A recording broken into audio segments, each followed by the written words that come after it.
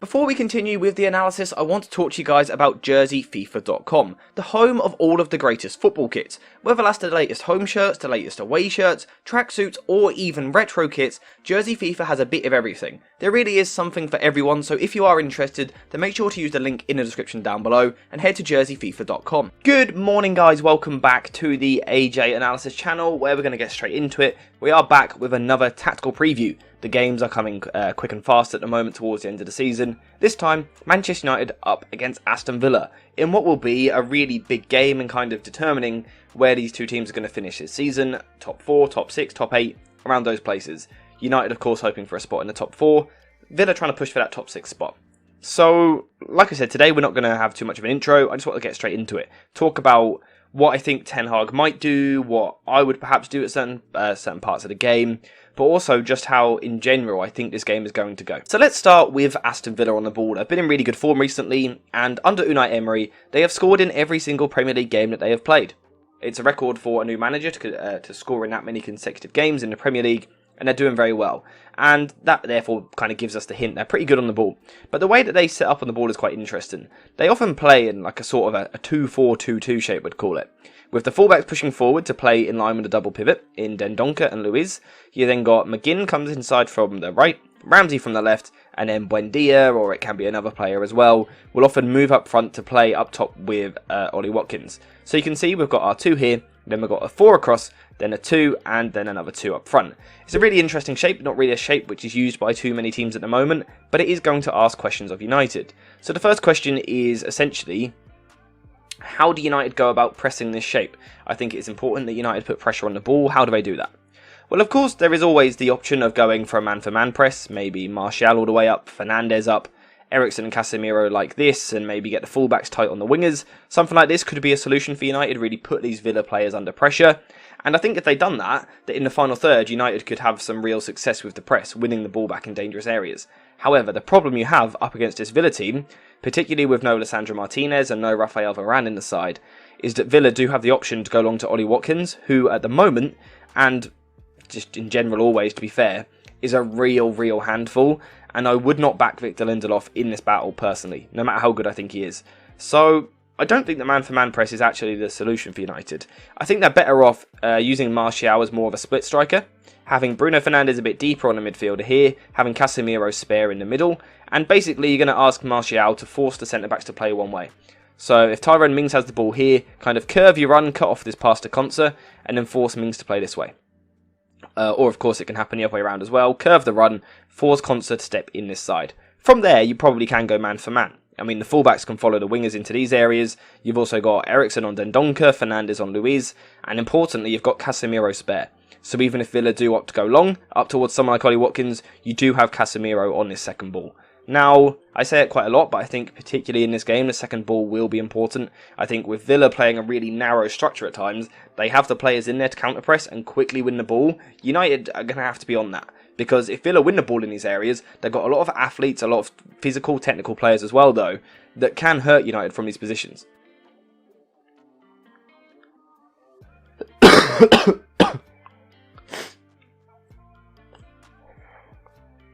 Now, on top of this, United also have to be aware of the fact that the Villa fullbacks will push forward at times.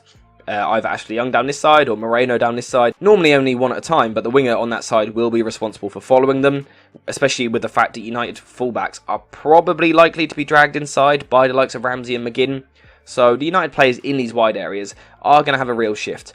But the big thing that I would be concerned about as a United fan is this second ball in the middle of the park. Because Villa are very good at, they lose possession, but rather than conceding a counter-attack, they quickly get on that second ball. And it's kind of the start of them being good defensively.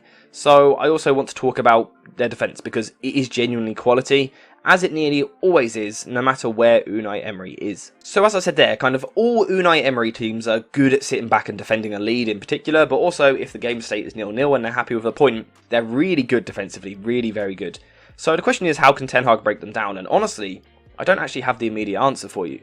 The reason for that is because Villa use quite a unique structure at times. When you are attacking, and those that watch these previews on a regular basis will know that I talk about this a lot, overload the back line. If the opposition defend with a back 4, you need to try and attack with a front 5, with the idea being that you outnumber and overwhelm them. If they defend with a back 5, you attack with a front 6. But of course, that has limitations. For example, if a team defends with a back 9, it's difficult to push 10 players onto a last line. Villa, they don't not quite as drastic as that. It isn't quite 9 players in the back line. But they are happy to drop players in. So if United try and make it a front 5, for example, let's push Rashford, Eriksen, Fernandes and Antony up the pitch, just as an example, Villa are happy to drop an extra player back, whether it be Ramsey on this side or John McGinn. And that is why these wide, industrious players are used, as opposed to kind of traditional wingers. Emery wants these players which are happy to drop back and form a back 5. So the solution to that for United is to maybe move to a 3-1-6. Let's say, for example, again, just something like this, 3-1-6, push loads of players forward and overload the front line. Again, that would be the idea. However, Villa take this one step further than what most teams do, and it's actually really very, very common to see them defending with a back line of 6, with both of the wingers, quote wingers, tucking in all the way essentially as fullback, and you're then almost kind of playing with 4 centre-backs. They are that willing to defend. And then they have this 2 in midfield of Dendoncker and Luiz, and then this other 2 as well. So it's going to be really difficult for United to create anything in this game, simply because Villa have so many players back. Now, with that in mind, I don't really have an exact structure which I think can break down this Villa defence, because when there's 6 players at the back, there is no space between the players, so it is really difficult. However, there are ways that United can kind of take control of this game, and take advantage of the fact that Villa might be quite deep.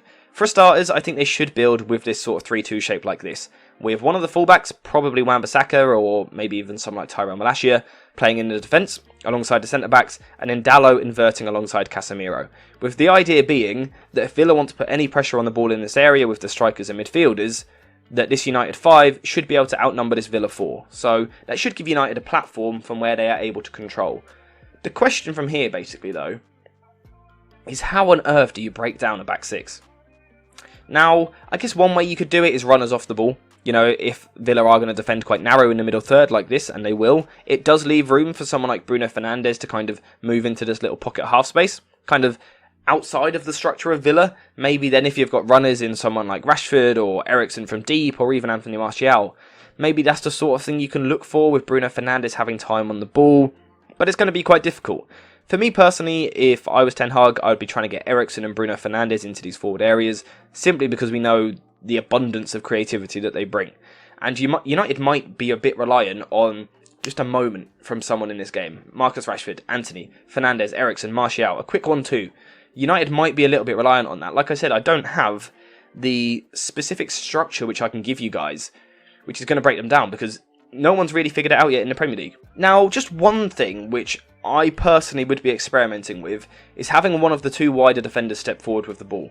So whether that be Aaron Wan-Bissaka or Luke Shaw, I wonder if this is the one area where United might be able to have a bit of success, so just bear with me a second here. If Luke Shaw's going to step in with the ball, I wonder if you are sustaining possession, asking a lot of questions of Villa, the concentration is tested. I wonder if there's a little pattern here where a player comes towards the ball, say Eriksen and Bruno Fernandes, for example, starting really high up the pitch. If they come towards the ball, if that maybe just sucks someone like Ashley Young in, I wonder if that opens up the path for Marcus Rashford to make a run into. Whether that be with a ball like kind of over the top from Luke Shaw, or kind of through the line along the floor for Rashford to run onto. I do just wonder if that's an area United might be able to exploit. We know that McGinn is going to struggle to track Rashford if Rashford's kind of quick off the mark and really bursting into that space. From where we know his footwork's very good, if he can then isolate Konsa, maybe that leads to something. I think also maybe second balls. Let's say, again, that Villa are defending in their back 6. It means that they are a little bit light in terms of players they have on the edge of the box. So maybe if United kind of come down this left-hand side, have an attack, the ball comes back towards the edge, maybe that's when someone like Bruno Fernandes might have a chance from the edge of the box. But in general, this is why I said I was going to do the video in this way. Rather than just talking about what I would do, talk about what I think will happen. And I think what will happen is United will have a really tough time of breaking down this Villa team, because they are just so good defensively. Like I said, all Unai Emery teams are. A 6-2-2 shape is so defensively secure, it's unbelievable. It's so difficult to break down. How are United going to do it? I think they will need a bit of luck at times in this game. A bit of quality, like I said. Can it be Bruno Fernandes? Can it be Eriksen? Can it be a second ball, a ricochet, a set piece? United might need that just to kind of set them in motion a little bit and kind of get them going in this game. The first goal is going to be huge. If Villa get the first goal, I think United will really struggle to break them down because Villa will sit all the way back in this shape. They'll go deeper and deeper. They'll get the strikers to work hard, and they'll be really, really nasty to try and break down realistically. If United can score first though, and kind of maybe invite Villa onto them a little bit more, force them to take a risk because of game state, then United might have a bit more success. So this is going to be a finely balanced game. I don't think it's going to be particularly high scoring, and I'm also not convinced it's going to be the most exciting. However, it's an important game. United need to find a way to win this one. But yeah, genuinely, I think that's all I really have to say on this particular game. So let me know what you guys think. First of all, score predictions. What do you think the score will be? Will United get all 3 points, or will Villa come away with a result? I wouldn't even call it a shock result, just a result, because they are very good. Who would you be going for starting 11-wise? Who do you think might be important? Maybe someone like Sabitzer could bring something to the team, maybe with his long-range shooting. Maybe Jadon Sancho in a central area with quick footwork. Weghorst as a target man in the box. Let me know what you think in the comments down below. What you think United might be able to do to try and create something. Like I said, for me, it might be operating outside of the Villa structure, or trying to draw these players out and then getting runners from wide. Apart from that though, that's all I've got to say for today's video. So thank you guys for watching. I hope you have enjoyed the video, and as always, I will see you in the next one.